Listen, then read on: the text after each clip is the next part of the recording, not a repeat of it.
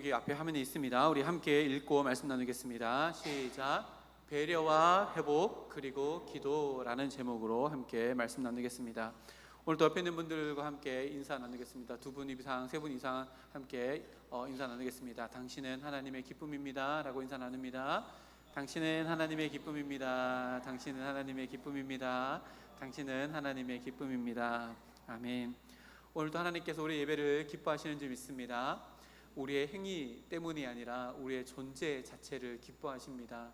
그래서 내가 어떻게 살아왔느냐, 앞으로 살아갈 것이냐, 그거 보시지 않고 가장 먼저 내가 하나님의 자녀라는 것을 보시고 우리를 기뻐하십니다. 그 기뻐하신 우리 마음 가운데 오늘 하나님께서 나에게 주시는 생명의 말씀이 가득가득 채워져 나가는 복된 시간 되기를 주님의 이름으로 축복합니다. 교회를 다니다 보면 또 말씀을 듣다 보면 뭐 성령론이다, 기독론이다, 또 교회론이다, 뭐 이런 것들을 많이, 이런 용어들 많이 듣는데요. 뭐론이다라고 이렇게 이야기하면 무엇인가에 대해서 이야기하다, 뭐 이런 의미잖아요. 오늘 마태복음 18장을 보면 교회론에 대해서 무엇인가를 너무나도 잘 설명해 주고 있습니다. 교회론이 뭘까? 교회에 대해서 이야기하는 것을 이야기합니다. 풀어서 설명하면요, 교회가 무엇인가, 교회의 정체성, 정의에 대해서, 그리고 교회가 어떻게 존재해야 하는가, 존재 방식에 대해서, 그리고 세상 속에서 어떤 역할, 교회의 사명을 해야 하는가에 대해서 탐구하는 신약의 분야를 우리는 교회론이라고 이렇게 이야기합니다. 마태복음 18장을 두 번째로 살펴보는데요. 오늘로 끝내려고 했는데 분량이 너무 많아서 다음 주까지 세 번으로 이렇게 살펴볼 텐데요. 교회론에 대한 굉장히 많은 이야기가 이 18장에 기록되어져 있습니다. 우리 지난주에 함께 나눴던 말씀을 잠깐 살펴볼까요? 18장에 기록된 교회에 대한 이야기, 어떤 것이 있을까? 18장 시작을 보면요, 작은 자들을 보호할 능력을 가진 공동체가 바로 교회다라고 하는 이야기로 시작합니다. 그러니까 교회가 어떤 곳이어야 하는가에 대한 질문에 대한 해답이 18장 초반에 나온 이야기입니다. 그리고 길 잃은 양들을 보살피는 공동체다, 이것이 교회다라고 하는 것이 그 다음 이야기로 나오게 되는데요. 그래서 이것은 교회가 어떻게 존재하는가, 그리고 교회가 왜 존재해야 되는가, 정체성과 또 사명에 대한 이야기이기도 합니다. 그리고 오늘 본문이 이어져 나가고 있는데요. 오늘은 죄에 대한 이야기와 또 다음 주에 살펴볼 용서에 대한 이야기, 그리고 그 두 개 사이에 기도에 대한 이야기가 나오는데요. 이것도 교회가 어떻게 존재해야 하는가에 대한 방법을 이야기하고 있다라고 이렇게 우리가 표현할 수 있습니다. 먼저 15절에서 18절 말씀을 먼저 보면요, 어떤 내용이냐면 교회 내에서 어떤 교인이 범죄를 일으켰는데 그 범죄한 교인에 대한 징계, 그리고 훈육에 대한 예수님의 가르침이 기록되어 있습니다. 15절부터 18절까지는요 사복음서에 마태복음에만 기록되어져 있습니다. 그래서 신학교에서는 이것을 마태 특수 자료다 이렇게 이야기하는데요, 마태복음에만 기록되어져 있었다는 것은요, 마태가 마태복음을 쓸 때 마태와 함께 썼던 공동체 안에, 교회 안에 이런 일이 실제로 일어났고 이 일을 해결하기 위해서 예수님이 어떻게 가르쳤는가를 다시금 상기해보고, 예수님이 이렇게 우리들에게 가르쳐 주셨지 라고 하는 것들을 기록해야 될 필요성과 당위성이 있어서 마태 공동체 안에 이 이야기를 마태가 기록해 놓았다라고 이렇게 우리가 이해할 수 있습니다. 그래서 마태는 마태 공동체 안에서, 교회 안에서 범죄를 저지른 자에 대해서 예수님의 가르침에 따라서 이렇게 잘 해결했다, 그리고 하나 되는 더 결속력 강한 하나의 공동체를 만들었다 라고 하는 것을 오늘 이 마태 특수자료 15절에서 18절 말씀을 통해서 우리가 알게 되어집니다. 이 부분만 딱 잘라놓고 보면요, 교회가 어떤 곳인가에 대해서 우리가 하나 힌트를 얻을 수 있습니다. 여러분, 건강한 교회, 좋은 교회는 어떤 교회일까요? 오늘 말씀에 비춰보면요, 마태가 함께 있었던 마태 공동체 안에도 죄가 있었고 범죄하는 사람들이 있었다는 것을 알게 되어지는데요, 다시 말하면 좋은 교회, 건강한 교회는 문제가 없는 교회가 아니라는 것을 우리가 알게 되어집니다. 문제의 있고 없음이 좋은 교회, 건강한 교회의 기준이 아니라 그 문제를 예수님의 가르침으로 함께 풀어나가는 능력이 있는 교회가 좋은 교회이고 건강한 교회다라고 하는 것을 우리가 알게 되어집니다. 사도행전, 이게 시대 흐름을 보면 사도행전의 기록에 보면 초대교회, 성령 오순절, 성령 강림 사건이 있는 이후에 초대교회가 예루살렘 교회로부터 시작되어지는데요. 예루살렘 교회에도 문제가 있었다라고 성경 사도행전에 기록하고 있습니다. 어떤 문제일까요? 구제의 문제였습니다. 구제의 문제라고 하는 것은요, 피해자가 누구예요? 약한 자들이 피해자가 되는 일이 교회 안에 있었다는 것을 이야기합니다. 다시 말하면 강한 자에 의해서 약한 자가 피해보는 일이 세상에서는 빈번한 일일지 모르지만 교회 안에서 이런 일이 있었다라고 하는 것은 이거 나쁜 교회가 아닌가, 이것은 건강하지 못한 교회가 아닌가 라고 비난받을 수 있는 문제인 구제 문제가 초대 교회 안에 있었다는 것을요, 숨기지 않고 사도행전에 누가가 기록해 놓고 있습니다. 다시 말하면 교회 안에도 문제가 생겨날 수 있다는 것을 우리가 인지해야 합니다. 근데요, 초대교회 이 예루살렘 교회는요, 그 문제를 해결하게 되어집니다. 어떻게 해결하게 되어질까요? 초대 예루살렘 교회 안에 구성원들을 보면요, 절대 다수의 숫자가 유대인, 곧 히브리파 출신, 유대인 출신이었던 기독교인, 개종한 사람들이겠죠. 그 사람들이 절대 다수였습니다. 그에 반해서 극소수였던 무리가 있는데 헬라파 출신의 유대인이 예수님을 믿고 교회 안으로 들어온 사람들입니다. 근데 이 절대 다수인 히브리파에 속한 사람이 아니라 절대 소수, 극소수였던 헬라파에 속한 과부들, 그러니까 극소수 중에서도 과부이니까요, 정말로 지극히 작은 자들이 교회 안에서 약한 자가 되었고, 이 약한 자에게 구제의 손길이 미치지 못하는 문제가 일어났는데, 이 문제는 구제를 담당하는 집사를 세움으로 해결하게 되어집니다. 근데 그 과정 속에서 어떤 일이 일어나요? 절대 다수였던 히브리파 유대인들이 그 모든 직분들을 감당하지 않고 소수였던 헬라파 사람들을 초대교회 7 집사로 세우면서 그 일이 해결되어집니다. 초대교회 7 집사들의 이름이 다 헬라식 이름이기 때문에 그런데요, 절대 다수가 절대 소수였던 자들을 인정하고 그들을 세워줌으로 말미암아 초대교회에 있었던 문제가 다 해결되어집니다.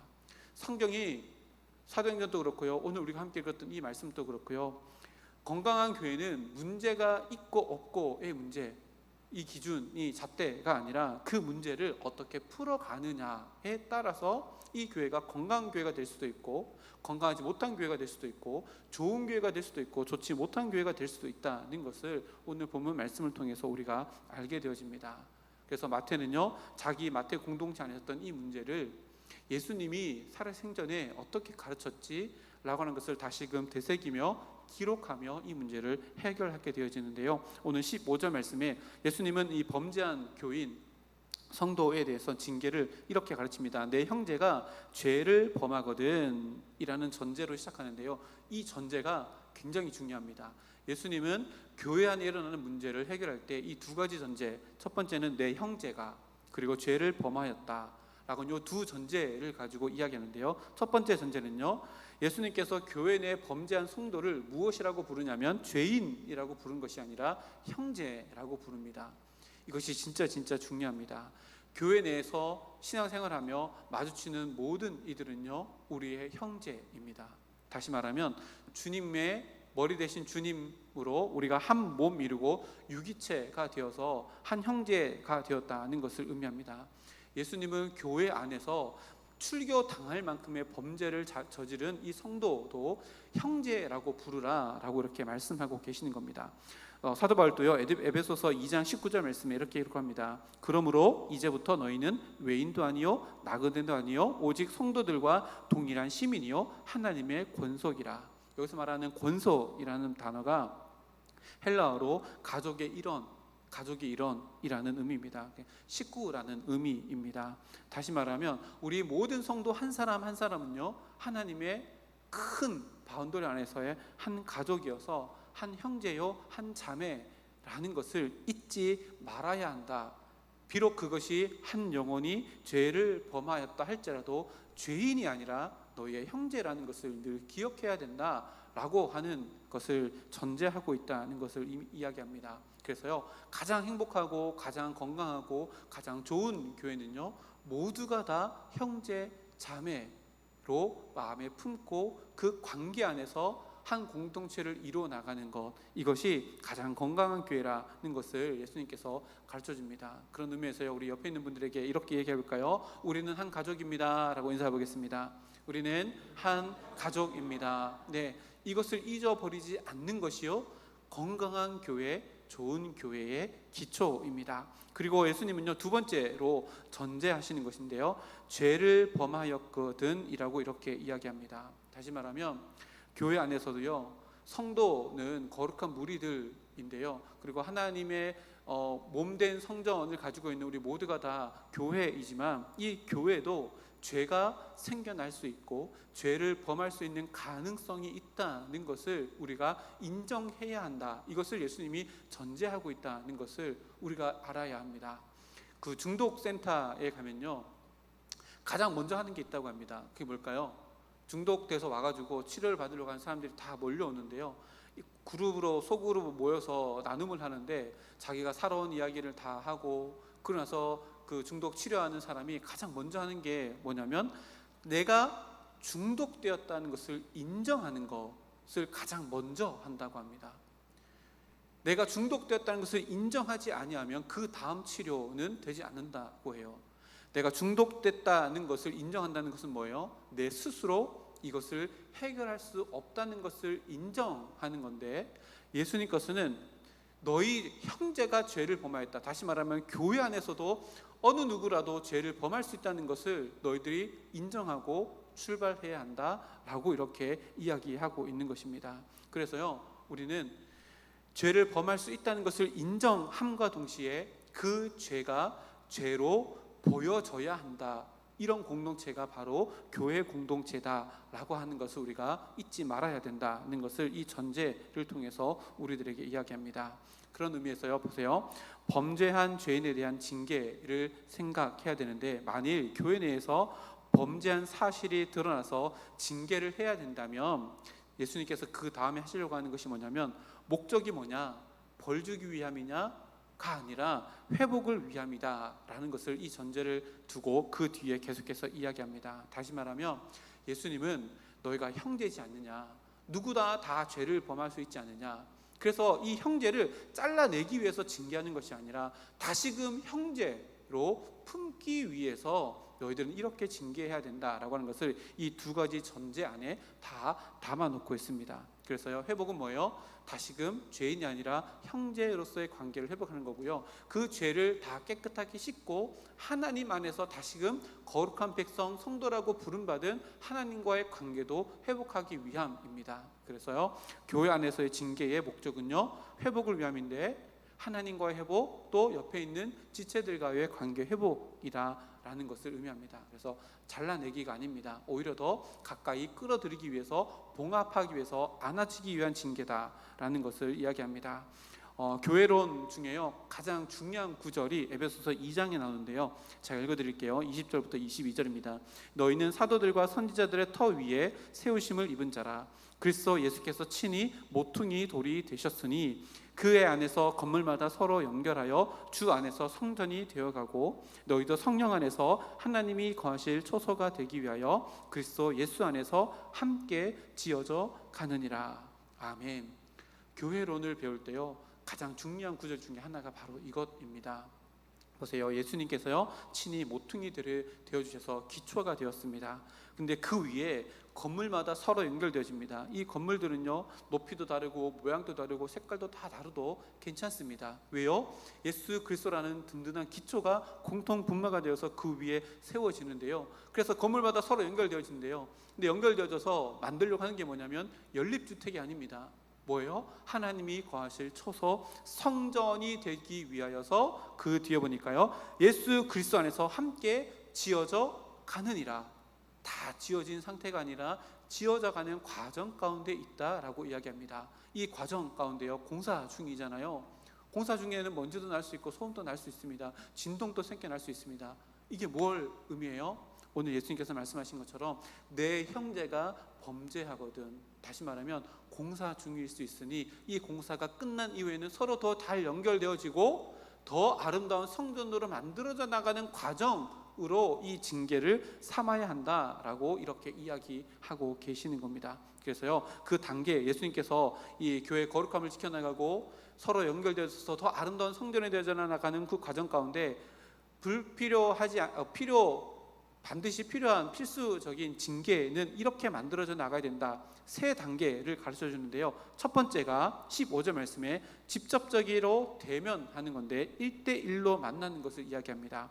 15절 말씀에 내 형제가 죄를 범하거든 가서 너와 한 사람이죠. 너와 그 사람만 상대하여서 권고하라.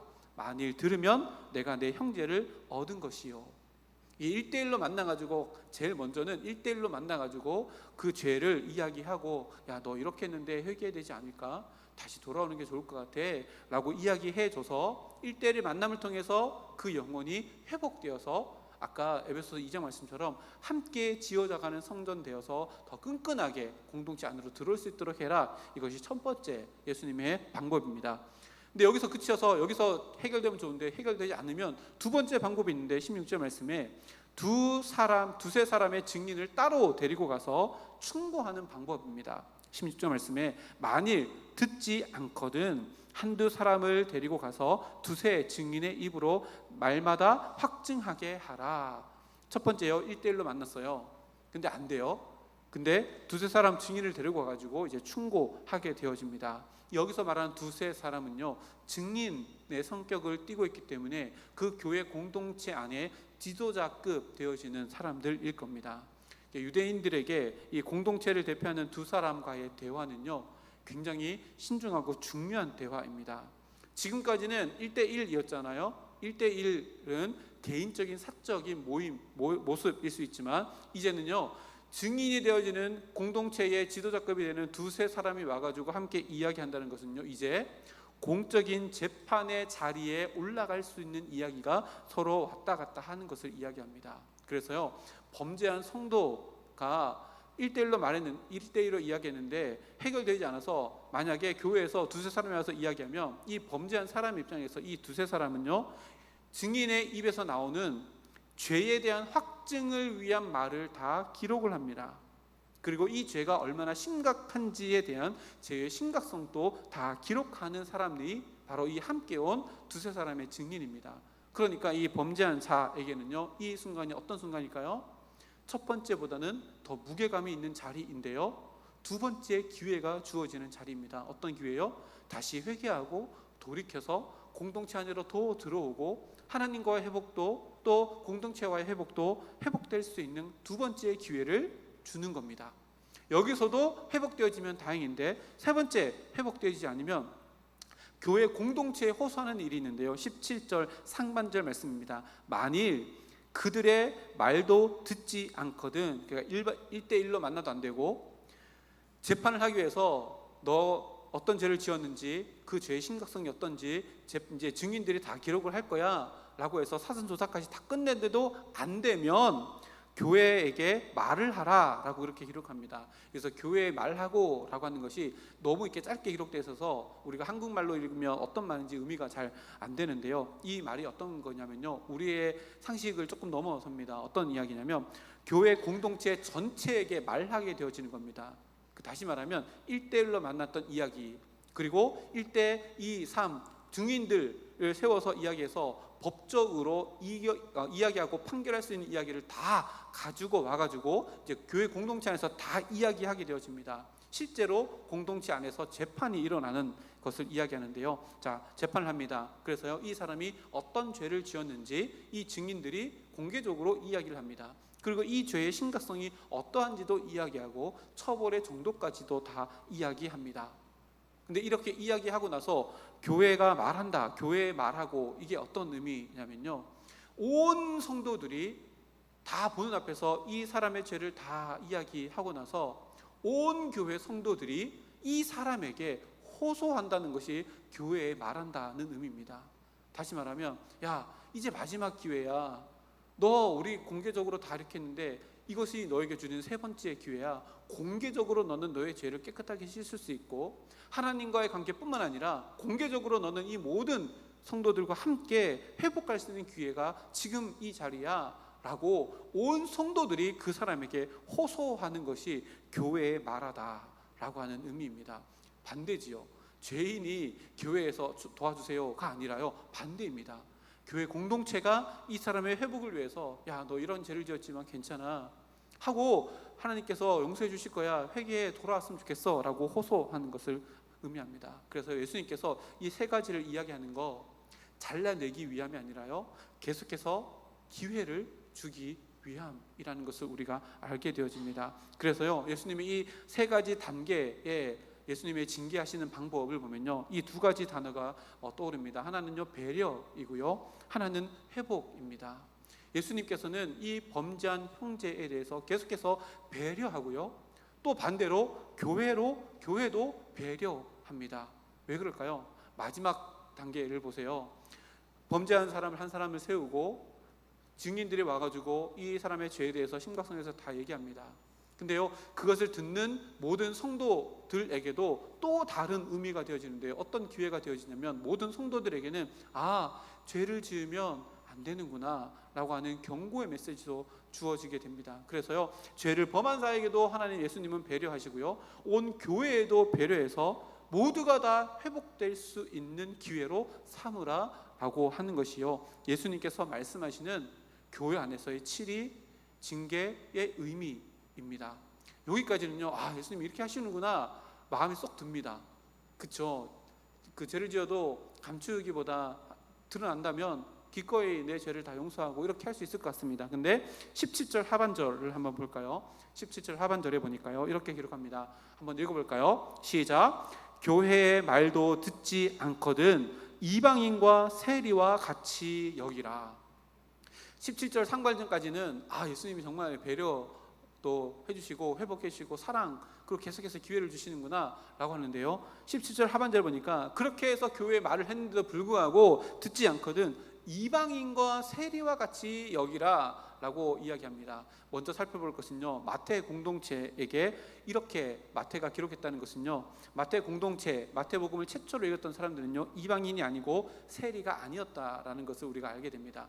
특별히 마태복음은요, 히브리인들을 위해서 쓰여진 복음서이거든요. 그래서 이방인과 세리와 같이 여겨라 라고 이렇게 말할 수 있었던 것 같습니다. 만약에 마태 공동체 안에 이방인이 있고 세리가 있었으면 이렇게 말을 못했겠지요. 그래서 유대인들은요, 이방인, 세리라고 하면요, 구원받지 못하는 존재로 낙인 찍혀 있는 사람들입니다. 우리가 잘 아는 것처럼 이 베드로가 그 사도행전 10장에 보면요, 고넬료 환상 있잖아요. 이렇게 위에서 내려오는 거, 먹는 거, 못 먹는 거 이렇게 막 나오는데 못 먹습니다라고 했던 거 보면요, 베드로도 유대인이잖아요. 자기의 마음속에 이방인에 대한 경멸의 마음이 자기도 모르게 무의식적으로 있었다는 것을 알게 되어집니다. 그리고요, 세리는요, 말할 것도 없습니다. 로마 편에 빌붙어가지고 자기 동족을 빨아먹는 매국노로 여겼던 것이 이방인과 이 세리라고 하는 개념인데요, 그런데 회개할 기회를, 이 세 가지 기회를 다 놓친 그 형제에게 마치 공동체 밖에 있는 이방인과 세리처럼 여기라 라고 하는 것은요, 지금까지의 예수님의 모습과는 조금 뭔가 다른, 매치가 잘 안 되는 이야기처럼 들립니다. 이 본문과 비슷한 본문이 에베소서에서 고린도전서에서 기록되어 있는데요, 고린도전서 5장 5절에 보면 사도 바울도 이렇게 이야기합니다. 이런 자를 사탄에게 내주었으니 이는 육신은 멸하고 영은 주 예수의 날에 구원을 받게 하려 함이라. 사도 바울은 한 수 더 떠가지고요, 야, 사탄에 내어줘라 라고 이렇게까지 이야기합니다. 이 상황을 조금 알아야 되는데요, 이 상황이 어떤 상황이냐면 고린도전서 5장이잖아요. 고린도전서 5장 1절 말씀을 보면 이런 말씀이 나옵니다. 너희 중에 심지어 음행이 있다함을 들었으니 그런 음행은 이방인 중에도 없는 것이라. 누가 그의 아버지의 아내를 취하였다 하는가.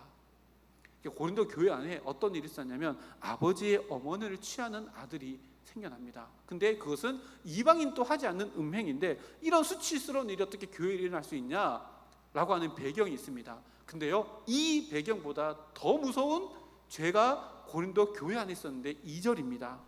2절에 보니까요, 그러하고도 교회 안에 이방인도 없는 이런 음행이 일어나고도 너희가 오히려 교만하여져서 어찌하여 통한이 여기지 아니하고 이 일 행한 자를 너희 중에서 쫓아내지 아니하였느냐. 무슨 말이에요? 그런 일이 교회에 있었어요. 이방인들도 그런 범죄를 저지르지 않는데 교회 안에 그런 일이 있었습니다. 근데 이것보다 더 심각한 일을 사도 바울이 꼬집는데요. 그런 일이 있었음에도 불구하고 교회에서 그 어떠한 제재도 하지 않고 어떠한 재판도 하지 않고 묻어두었다라고 하는 것을 꼭 찍어서 이야기합니다. 그래서 사도 바울이 아까 5절에 뭐라고 얘기해요? 사탄에게 내주어라, 그게 훨씬 낫다라고 이렇게 이야기합니다. 사탄에게 내주란 말이 너무 무섭잖아요. 근데 왜 사도 바울이 이렇게 이야기했을까요? 이 본문을요, 유진 피터슨이 쓴 메시지 성경으로 보면 명확하게 알 수 있는데요, 제가 읽어드릴게요. 그에게 자기 행위를 변호하라고 하십시오. 어머니를 범한 그 사람에게 자기를 변호하라고 하십시오. 그러나 변호를 못한다면 그를 쫓아내십시오. 물론 그렇게 하는 것은 그에게 충격적이고 여러분에게는 당혹스러운 일일 것입니다. 그러나 그를 지옥에 떨어뜨리기보다 그가 충격을 받고 여러분이 당혹스러움을 겪는 것이 더 낫습니다. 여러분은 그가 다시 일어나서 심판날에 주님 앞에서 용서받기를 원할 것입니다. 이해되셨나요? 무슨 말이에요? 교회에서 출교를 해서 사단에게 던져져서 충격을 받고 거기에서 회개하고 육신은 죽을지 모르지만 그 영은 하나님 앞에 섰을 때에 회개하여서 천국으로 들어가는 게 더 좋지 않겠느냐라고 하는 이야기입니다. 다시 말하면요, 교회 밖에서라도 그 기회를 얻을 수 있도록 하라라고 하는 또 다른 의미의 배려입니다. 예수님의 말씀도 동일한 맥락입니다. 예수님의 말씀하신 거 이방인과 세리처럼 여겨라 라고 하는 것과 사도 바울이 불신자들처럼 사단에게 넘겨주어라 라고 하는 말은 똑같은데요, 충격요법입니다.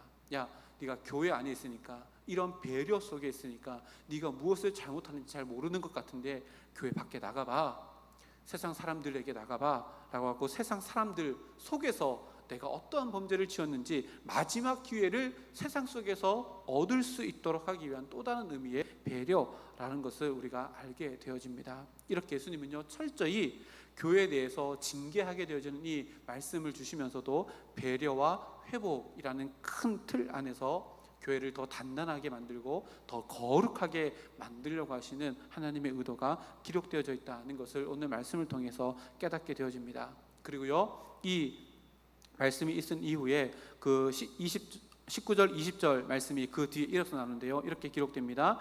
진실로 다시 너희에게 이르노니 너희 중에 두 사람이 땅에서 합심하여 무엇인지 구하면 하늘에 계신 내 아버지께서 그들을 위하여 이루게 하시리라. 두세 사람이 내 이름으로 모인 곳에는 나도 그들 중에 있느니라. 우리가 잘 아는 말씀이죠. 기도하는 중에도 우리가 잘하고 우리 기도 모임할 때도 이런 말씀 인용하면서 잘 하는데요, 기도에 대한 말씀이다 라고 우리가 생각할 수 있습니다. 근데 이 구절이 굳이 이렇게 징계하는 이야기가 나오다가 갑자기 기도의 말씀이 쑥 나왔다, 뭔가 이렇게 매치가 잘 안 되지 않습니까? 그래서 이것을 기도하는 말씀으로 우리가 생각하고 그런 교훈으로 받을 수도 있지만 18장의 전체 큰 흐름, 다시 말하면 징계, 배려, 기회, 회복 이런 큰 흐름을 가지고 이 본문을 다시 보는 게 훨씬 더 우리에게 유익하다라고 생각되어지는데요, 그러면 이렇게 이야기할 수 있습니다. 18장 전체 흐름에 따라서요, 징계를 내리는 상황 속에서 교회와 교회 지도자들에게 주어진 권위에 대한 가르침이 바로 이 본문이다 라고 보면 이 본문을요, 조금 다르게 볼 수 있습니다. 그런 생각을 가지고 이 본문을 다시 보면요, 합심하여 구한다 라고 이야기 그 본문에 기록되어 있잖아요. 무엇을 합심하여서 구할까요? 징계라는 큰 틀, 교회가 넘어서야 되는 이 징계라는 큰 틀 안에서 징계와 관련된 결정을 내리기 위해서 하나님의 지혜를 구하는 것을 의미합니다. 그리고 여기 보니까요, 땅이라는 표현도 나오고 하늘이라고 하는 표현도 나오는데요, 이 땅은요, 교회를 의미합니다.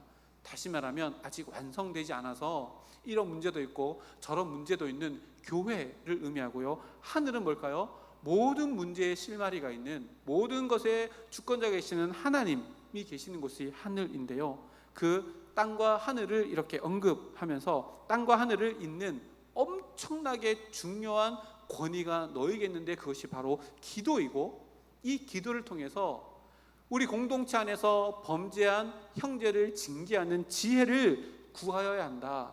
그래야지만 아름다운 하나님의 교회가 되어지고 주님의 한 교회 공동체가 되어진다 라고 하는 것을 가르쳐주기 위해서 이 본문이 여기에 기록되어져 있습니다. 그래서 교회는요, 어떤 교회가 되어야 돼요? 지금 18장 교회론에 대해서 계속 이야기하고 있잖아요.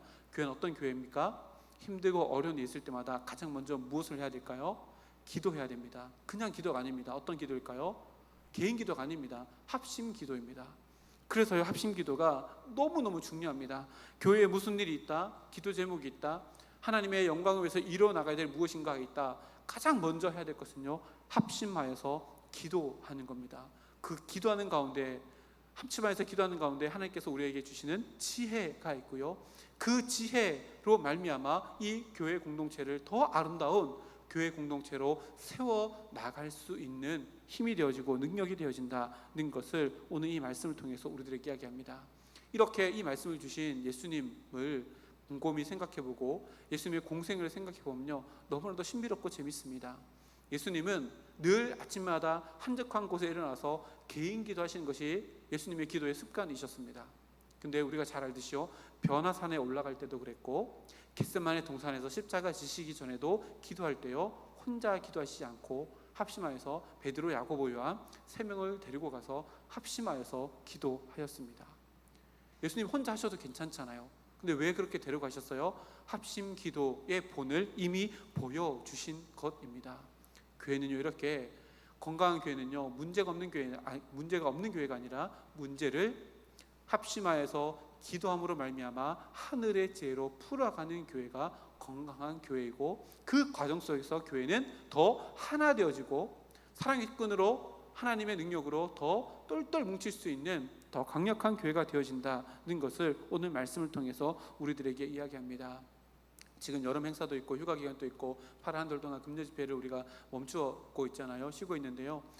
바라고 원학기는 8월 마지막 주가 우리 기간별 예배이거든요. 기간별 예배 또 구역 모임 이렇게 할 때도 무슨 일이 있을 때마다 혼자 기도하지 마시고요, 함께 기도할래 라고 하고 합심하여서 기도할 수 있는 우리 교회가 되어서요, 여기저기서 자발적인 기도의 모임이 생겨나고 그 기도의 모임을 통해서 그 구역이, 그 기관이, 그 부서가 더 단단하게 하나 되어질 뿐만 아니라 하나님께서 원하시는 거룩함을 지켜나가고 죄는 잘라내고 죄인은 품고 더 거룩한 주님의 신부로 우리 교회가 더욱더 든든히 세워져 나갈 수 있는 성서 중앙교회가 되기를 주님의 이름으로 축복합니다. 오늘 말씀을 맺으면서요, 세 단어로 압축합니다.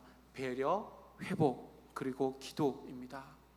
배려로 우리는 회복될 수 있고요, 회복하기 위해서 우리는 함께 모여서 합심하여서 기도해야 합니다. 이런 교회가 되어서 우리 오늘 권사님 기도해 주셨는데요, 더 든든하게 세워져 나가서 하나님의 기쁨이 되는 우리 성서 중앙교회가 되기를 주님의 이름으로 축복합니다. 함께